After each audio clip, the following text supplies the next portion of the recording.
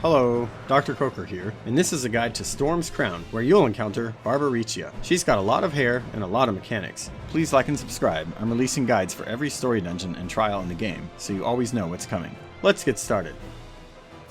The fight with Barbariccia probably has more AoE markers than anything else found in the MSQ, and most will apply vulnerability if you don't avoid them, but with sprint and maybe some coffee, you'll be fine. Let's break these down one by one. First, there is Void Arrow 4, which deals raid-wide damage to all players, just heal through it.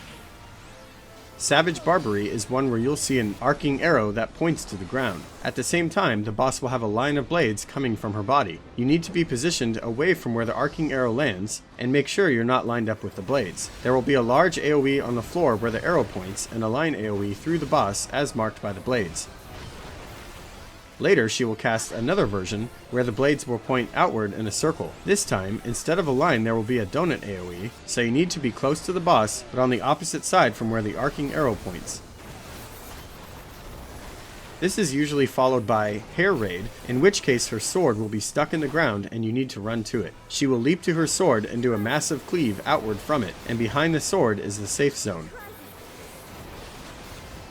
Later casts of Hair Raid may be simultaneous with Hair Spray, which puts spread apart markers on every player. The cleave strikes before the spray does, so feel free to wait until after the cleave to separate from other players.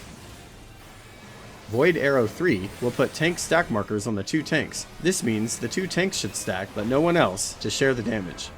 Teasing Tangles is one where players will be caught up in her hair, which slows your movement and forces you to stay in these green circles. This of course will be combined with her other effects. Secret Breeze is 2 rounds of conal AoE damage covering the whole floor, but they will go off in the order they appeared, so just stand in the one that appears second, then after the first one goes off, move into its space. Also remember that you have to stay in your green circle while doing this. You may also see Void Arrow while tangled in her hair, which puts some additional AoE markers on the floor. Deadly Twist is a simple stack marker, just stack to spread the damage.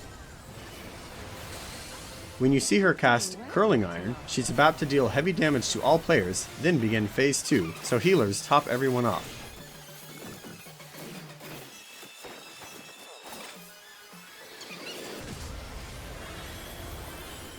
Phase 2 is when the AoE gets more intense. She will start with a series of lines and spirals and more crossing lines. This is a good time to use Sprint.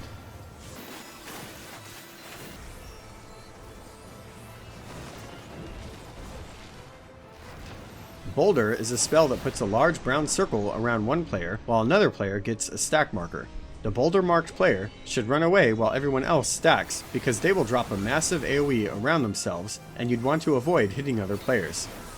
Boulder Break is a double tank buster where each tank is marked, and they both need to get away from other players to avoid splashing damage. Knuckle Drum is one of her favorite abilities in Phase 2. It deals raid-wide damage in a series of small bursts for a few seconds. Just heal through it. With Bold Boulder, you will see 3 things at once. The tank will have flare markers while another player will have a stack marker. The tank needs to get far from everyone else while the others stack. The third thing here is that the center will become dangerous, so people need to handle this one at the edges.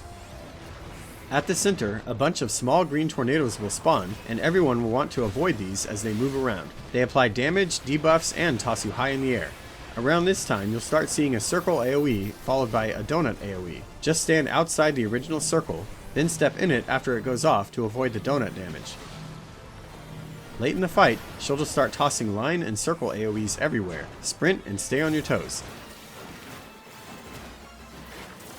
Also, you'll start getting tangled again in late Phase 2, and this time it will be combined with the new AoEs, such as the donut AoE. Sometimes there will be a radial knockback coming from a random edge as well, so position yourself not to be pushed into any bad stuff.